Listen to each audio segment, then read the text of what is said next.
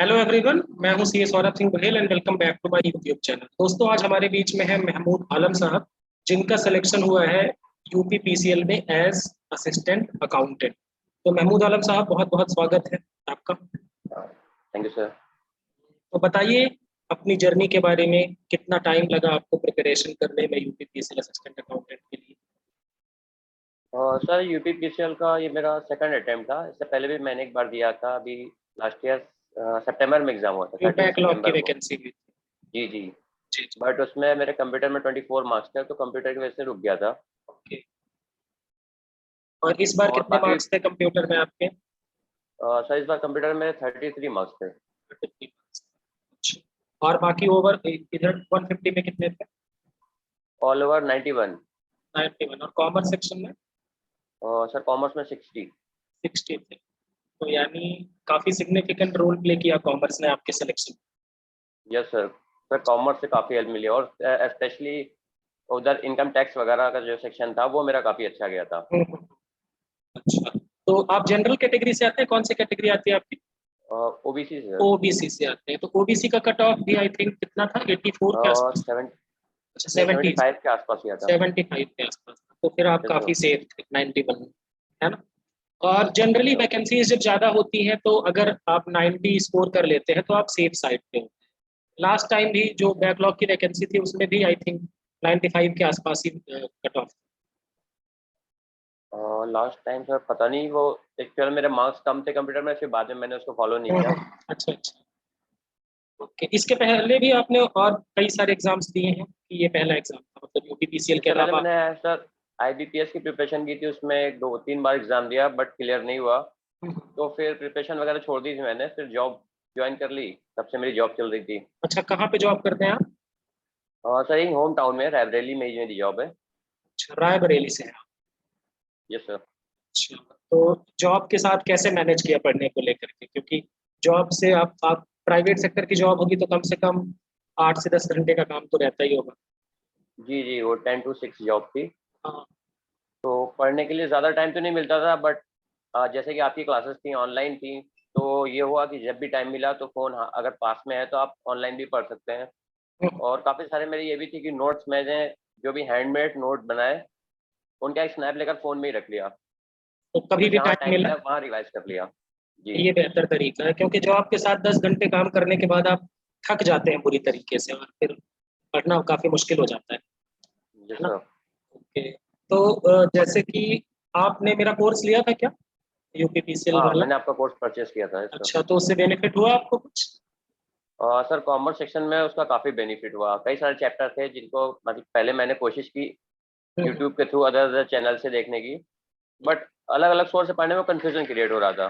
बिल्कुल सही फिर बात। मैंने जब आपका कोर्स लिया, खासकर दो तीन चैप्टर्स है, जैसे डबल अकाउंट सिस्टम है, और एक था sir self balancing, section balancing. हाँ, सेल्फ बैलेंसिंग।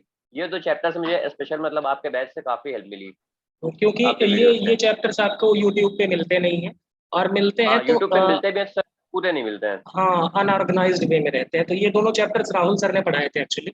उन्होंने इसके लिए यस मेहनत सर। की थी, नोट्स भी उन्होंने प्रिपेयर किए थे और क्लासेस भी उन्होंने बनाई थी। तो उनका मतलब कह सकते हैं कि एक सिग्निफिकेंट कंट्रीब्यूशन था इस।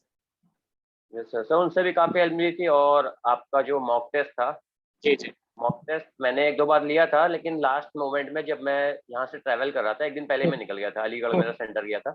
अच्छा। तो रास्ते में मैं ट्रेन में आपके मॉक टेस्ट मैंने कई बार टेस्ट लिए, तो उनसे भी हम्म। काफ़ी रिलीफ मिली थी, मतलब काफ़ी हेल्प मिल गई उससे। अच्छा, बिल्कुल सही बात। तो बाकी इधर जो मैथ्स, इंग्लिश और हिंदी, मैथ्स आपका आई थिंक क्योंकि आईबीपीएस के आपने प्रिपरेशन की है तो उससे कुछ मदद मिली होगी आपको? हाँ, उससे सब मिली, लेकिन बाकी सब सब्जेक्ट्स पढ़ने का मुझे कुछ खास टाइम नहीं मिल पाता था। हम्म। मेरा ज़्यादातर तो फोकस कंप्यूटर पे और अकाउंट्स पे ही था। क्योंकि कंप्यूटर में अगर क्वालिफाई नहीं करते हैं तो सारा रिजल्ट बेकार है। और फिर अगर क्वालिफाई कर जाते हैं तो मेरिट में कॉमर्स सेक्शन का एक सिग्निफिकेंट रोल होता है, क्योंकि अब जैसे आप बता रहे हैं आपके 91 है और 60 अगर कॉमर्स में है तो 31 ही आपने स्कोर किए अदर्स पोर्शन, है ना? तो यस सर। कॉमर्स का मेरिट में बहुत कंट्रीब्यूशन है, मुझे ऐसा लगता है। और क्योंकि मेरा ऐसा मानना है कि कॉमर्स में स्कोर करना कंपैरेटिवली इजी है मैथ्स के कंपैरिजन में, इंग्लिश के कंपैरिजन में। क्योंकि वो यस उसमें सर। कुछ भी ऐसा पूछ सकते हैं और हो सकता है कि आपसे ना बने, लेकिन इसमें एक डिफाइंड सिलेबस है, है ना। डिफाइंड जी सेक्शन नंबर है। अगर आप सारी चीज़ों को, जैसे हमने जो क्लास में मेहनत की थी, खासकर मैराथन क्लास वगैरह में हमने चीज़ों को एकदम रिकॉल करने की कोशिश की, 4-4 5-5 घंटे की कंटिन्यूस क्लास में। तो अगर आप एक बार अच्छे से पढ़ लेते हैं कॉमर्स सेक्शन, तो मुझे लगता है कि 60 नंबर तो आप आसानी से स्कोर कर सकते हैं 75। क्या यस मानना सर, है आप? कॉमर्स सेक्शन मेरा काफी अच्छा गया था। जी जी। तो जैसे कि अभी आप कोई जॉब कर रहे हैं, कब से जॉब कर रहे हैं वहाँ आप, मतलब? और सर मुझे 5 साल हो गए यहाँ पे जॉब करते हुए। 5 साल हो गए। ओके। Yes sir. तो मतलब इसके पहले किसी एग्जाम में आपका मतलब सिलेक्शन नहीं हुआ या क्वालिफाई नहीं कर पाए थे, ये पहला एग्जाम और नो जिसमें सर, ये आपका पहला था। फाइनल सिलेक्शन हुआ, है ना? यस तो सर। उसके लिए बहुत कॉन्ग्रेचुलेशंस। अच्छा, आपके घर में कौन कौन है? सर मेरे फादर जो है, जिस दिन मेरा रिजल्ट आया हम्म। ये फाइनल इसका, उससे 1 हफ्ता पहले ही वो एक्सपायर कर गए।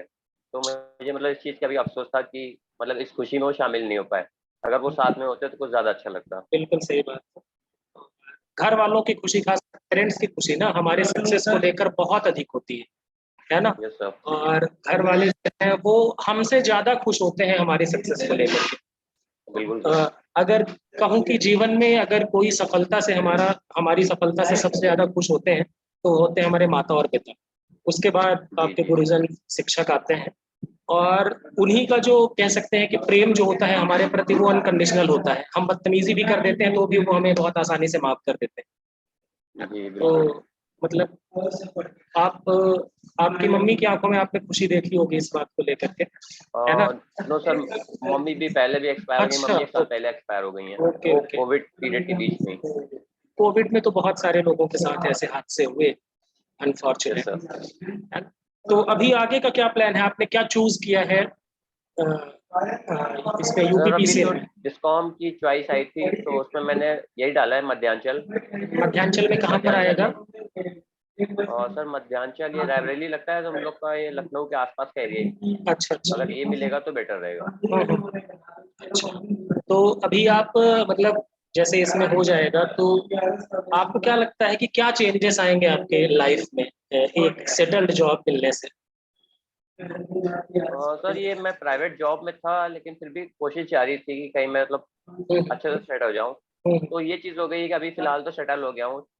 हम्म। आगे फिर देखते हैं इसके आगे अच्छा, क्या करना है। तो आगे कुछ और तैयारी करने का सोच रहे हैं कि अभी मतलब अभी तो अभी हो गया? फिलहाल तो नहीं अच्छा, सर। फिलहाल नहीं सोच रहे हैं, ठीक है। अच्छा, आपके फिलहाल क्वालिफिकेशंस तो क्या है? इन्हीं आपने मोमेंट्स क्या? को एंजॉय करना है। जी जी, बिल्कुल सही बात है, एंजॉय करना भी चाहिए। अभी आपका क्वालिफिकेशंस क्या है, मतलब आपने क्या पढ़ाई की हुई है?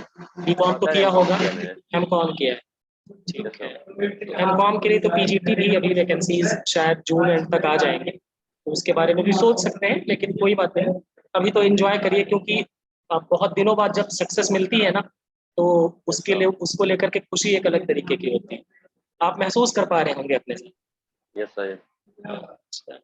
और बाकी भी जो भी आपसे, अब आप एक चीज देखेंगे कि आपसे जुड़े हुए जो लोग हैं, जो आपके फैमिली के मेंबर्स हैं, जो आपके क्लोज रिलेटिव,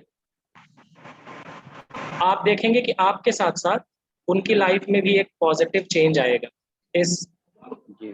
सक्सेस के बाद, है ना? तो आप अपनी सक्सेस में सबसे बड़ा कंट्रीब्यूशन किसका मानते हैं, अगर मैं आपसे पूछूं? और सर पेरेंट्स का ही था। मतलब जब मैं प्रिपरेशन कर रहा था तो जो मोटिवेशन था वो पेरेंट्स के थ्रू ही दिया गया। पापा से आते थे, है जी। ना? जी, पापा पापा साथ में थे जब मैं अभी पढ़ाई करता था। रात में उन्हीं के रूम में बैठ के पढ़ाई करता था। जी जी। तो हमेशा इस चीज़ के लिए मोटिवेट करते थे कि बेटा मेहनत करना आपका काम है, बाकी रिजल्ट देना रिजल्ट तो ऊपर वाले भगवान के के ऊपर। हाथ में, बिल्कुल सही बात है। हम रिजल्ट कंट्रोल नहीं कर सकते हैं, हम अपनी मेहनत पे कंट्रोल कर सकते हैं, हम कितना पढ़ना है ये कंट्रोल कर सकते हैं, है ना? जी। तो सबसे बड़ा कंट्रीब्यूशन आपके फैमिली का रहा। अच्छा बताएं, आप जॉब के अलावा कितने घंटे पढ़ते थे डेली बेसिस पे?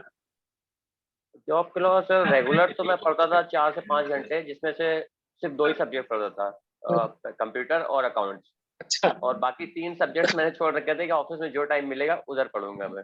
अच्छा। मतलब कुल मिला के आपकी स्ट्रेटजी ये थी कि कंप्यूटर पे फोकस करें, क्योंकि कंप्यूटर क्वालिफाइंग है तो उसको निकालना बहुत जरूरी है। और यस सर। मेरिट, क्योंकि कॉमर्स सेक्शन एक क्रूशियल रोल प्ले करेगा, तो इसको स्ट्रॉन्ग करो। तो अगर आप 60 नंबर ले आए तो उधर 50% मार्क्स भी स्कोर कर लिए, तो आप 90-95 पे चले जाएंगे और उस पर सिलेक्शन हो जाएगा, जी जी। है ना? तो सर वैसे आपके, इस बार हिंदी का हिंदी का भी पैटर्न थोड़ा सा चेंज था, इसी वजह से अच्छा। हिंदी में थोड़ा कम मार्क्स थे। अच्छा, और नहीं इंग्लिश में भी टफ क्वेश्चंस थे। आपकी स्ट्रेटजी जो थी वो काफी बेहतर लगी मुझे, और एक्चुअल में इसी तरीके की स्ट्रेटजी से काम हो सकता है जब वैकेंसीज थोड़ी ज्यादा हो। खासकर अगर बात करें ना, जैसे कंप्यूटर में बहुत सारे लोग इसी वजह से फेल हुए क्योंकि लोगों ने ये सोचा कि 50 में 25 तो आ ही जाएंगे। ठीक है, तो सबका थॉट प्रोसेस ये था कि मेरिट में कंप्यूटर के मार्क्स नहीं जुड़ने। तो लोगों ने क्या किया, जी। कंप्यूटर को डिस्काउंट कर दिया, और कंप्यूटर पे क्या किया उन्होंने, सोचा कि 50 में तो 25 लाने हैं और कैसे भी आ जाएंगे। और आप देखेंगे मेजोरिटी लोगों के 20 से अधिक है, लेकिन 25 से कम। आपने देखा यस होगा सर। अगर आपसे बात हुई हो बाकी लोगों से। ठीक है। जी। और सेकंड फेज आपने कॉमर्स में अच्छा काम किया क्योंकि उसमें आपने फोकस किया तो उसका रिजल्ट भी आपको मिला, है ना। तो ये यस अच्छी सर। स्ट्रेटजी है कभी भी जब क्वालिफाइंग पेपर हो, और खासकर जिसमें 50% का क्राइटेरिया, और जो सब्जेक्ट जैसे कंप्यूटर कंप्यूटर में स्काई इज द लिमिट, कुछ भी पूछ सकते हैं, तो उसकी प्रिपरेशन कम से कम बेहतर तरीके से होनी चाहिए। हाँ सर, कंप्यूटर का सर ये भी था कि कंप्यूटर का सिलेबस बहुत वास्ट था। और अगर कंप्यूटर में क्वालिफाइंग नहीं होता, कंप्यूटर अगर जो मतलब कंप्यूटर में अगर लोग क्वालिफाई कर जाते तो कट ऑफ 100 से ऊपर जानी थी, है ना। जनरल की तो 115 120 जाती, क्योंकि बहुत सारे स्टूडेंट्स ऐसे रहे हैं जिन्होंने 150 में 115 नंबर स्कोर किए हैं, 120 नंबर स्कोर किए हैं, लेकिन वो कंप्यूटर को इग्नोर करके बैठे थे, एंड अनफॉर्चुनेटली कंप्यूटर में उनका फिर नहीं हो पाया और वो रेस से बाहर हो गए, जी। है ना। तो आलम साहब, आगे के लिए आपको शुभकामनाएं बहुत बहुत, और एक बार फिर आपकी सक्सेस पे कॉन्ग्रेचुलेशंस, और भगवान करे कि आप आगे भी इसी तरीके से बेहतर काम करते जाएं। आप कुछ कहना चाहेंगे, कुछ पूछना चाहेंगे मुझसे, या सर फिर मैं तो यही जो कहूँगा बाकी कि एस्पिरेंट्स हैं जो अभी प्रिपेयर कर रहे हैं किसी एग्जाम के लिए, उनको कुछ सलाह देना चाहेंगे। सर मेरी प्रिपरेशन में ये कहूँगा कि कॉमर्स की जो जो भी तैयारी थी उसमें आपकी क्लासेस से मुझे बहुत ज़्यादा हेल्प मिली। तो चलिए, हमारी मतलब हमें ये जान के अच्छा लगा स्पेशली कि सर जी इनकम टैक्स में क्या होता है कि हर साल वो चेंज होता रहता है, तो बिल्कुल अगर हम इंटरनेट के थ्रू पढ़ रहे हैं कभी कभार होता है हमने पिछला पुराना पढ़ लिया जो अपडेटेड नहीं था, सही लेकिन बात। आपसे पढ़ने से फायदा हुआ कि मुझे हर चीज़ अपडेटेड मिली, तो उसका काफ़ी काफ़ी फायदा मिला मुझे एग्जाम में। और आपने देखा होगा कि खासकर कंपनी ऑडिट और इनकम टैक्स को मिला के सेक्शंस काफी पूछते हैं, ठीक है। Yes sir. हमने क्लास में ये कोशिश की थी कि सेक्शंस हमें फिंगरप्रिंट्स पे याद हो जाए, है ना, कि हम हाँ ऐसे बिना आपके देखे सेक्शन का जो हाँ ट्रिक थी वो ट्रिक्स मुझे अभी भी याद है। जी जी, आंख बंद करके भी हम सेक्शन नंबर बता सकें, ऐसा भी रात को कोई 2 बजे भी उठाए और हमसे पूछे कि 80 जी में क्या है, तो हम गरीब का घर बता सके, है ना। तो ये इसीलिए किया था क्योंकि मालूम था कि इस तरीके की चीजें आने वाली हैं, और मैं बहुत खुश हूँ कि बहुत सारे डिजर्विंग लोगों का, आपने बाकी इंटरव्यूज भी देखे होंगे, तो उसमें भी मतलब किस तरीके से सबकी अलग अलग स्टोरीज हैं, किसी का 22 साल में हो गया तो किसी को 37 साल की उम्र हो गई। तो सक्सेस मिलती है अगर आप कंटिन्यूअसली लगे रहें, परसिस्टेंस के साथ लगे रहें, है ना। तो आलम साहब, अच्छा लगा आपसे बात करके, आगे के लिए भी बहुत बहुत शुभकामनाएं।